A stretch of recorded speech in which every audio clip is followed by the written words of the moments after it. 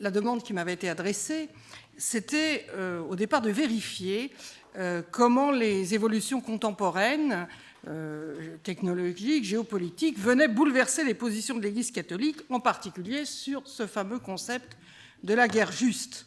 On distingue traditionnellement le jus ad bellum, le droit de faire la guerre, et puis le jus in bello, je régule la manière de faire la guerre.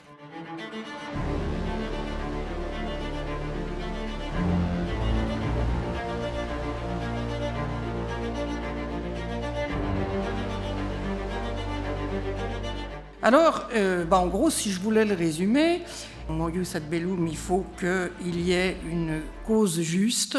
L'exemple, voilà, la légitime défense. On a une autre variante aujourd'hui avec tout ce qui serait autour du droit d'ingérence. Mais évidemment, je ne peux l'envisager que si tous les autres moyens, négociations politiques, etc., ont échoué. Puis il faut quand même qu'il y ait une bonne intention. Parce que voilà, on peut instrumentaliser une juste cause pour déclarer la guerre en vue d'accroître pouvoir, richesse, etc. Le XVIIe, XVIIIe a rajouté, parce qu'on était vraiment là avec le développement des États-nations, une condition juridique qui est la décision par l'autorité politique légitime. Mais vous voyez que ça laisse demeurer le droit à l'insurrection contre la tyrannie. Un quatrième critère, ce serait ce qu'on appelle la proportionnalité. Eh bien, quand bien même tout ce qui est avant est présent, je dois m'abstenir si les conséquences délétères de la guerre sur les populations sont catastrophiques et pires que celles de l'abstention de la guerre. Et évidemment, alors vous voyez que là je l'ai daté de Paul VI, quand on est avec Jean-Paul II, ou les conséquences sur l'environnement. Aujourd'hui, on va être sensible à ça.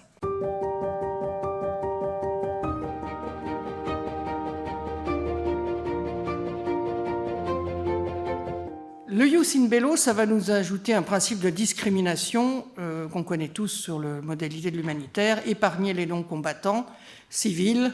Le soldat blessé, il est devenu un non-combattant. Voilà. Tout ce qui va être favoriser l'assistance sanitaire aux victimes. Ça va nous valoir, ça, ce principe de discrimination, tout ce qui va être les armes de destruction massive ou les armes à retardement, qui agissent 10 ans après la paix, vous sautez toujours sur votre mine. Ceci est disqualifié par ce principe. Et tout ça fait que plus on est en montée de puissance technique, plus la légitime défense est le seul motif recevable dans l'attente ou l'espérance d'une régulation supranationale. Et il y a eu des déclarations dans ce sens, que ça aille du Conseil de sécurité de l'ONU ou pour le magistère romain.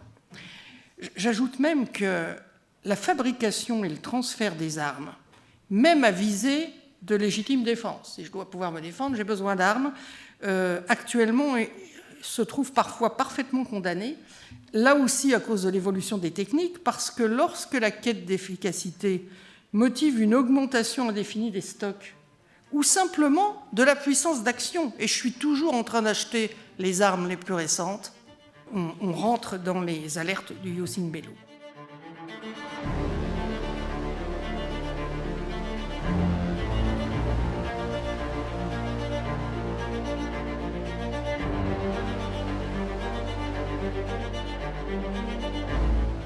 Il faut ajouter, est apparu au fil du temps, le jus post bellum, c'est-à-dire en gros, c'est pas n'importe quelle paix après, on retrouve la qualité de la paix, et pour qu'il y ait une paix qui tienne dans le temps, il va falloir une action politique et sociale, travailler sur les plans éducation, la réforme des États, la réforme du système des relations internationales.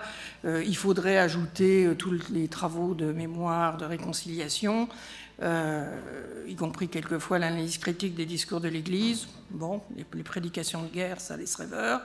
Voilà. Alors ça, on voit bien. Et puis j'ai ajouté, bien sûr, la promotion de la justice économique et écologique.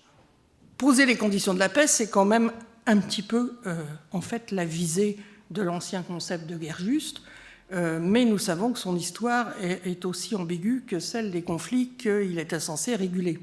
Tout ce travail d'analyse, de détermination, d'application ou non de tels critères qui me permettent d'évaluer la situation, ça ne peut pas constituer le seul fondement de l'agir, ni évidemment la seule action politique des chrétiens et de leur Église.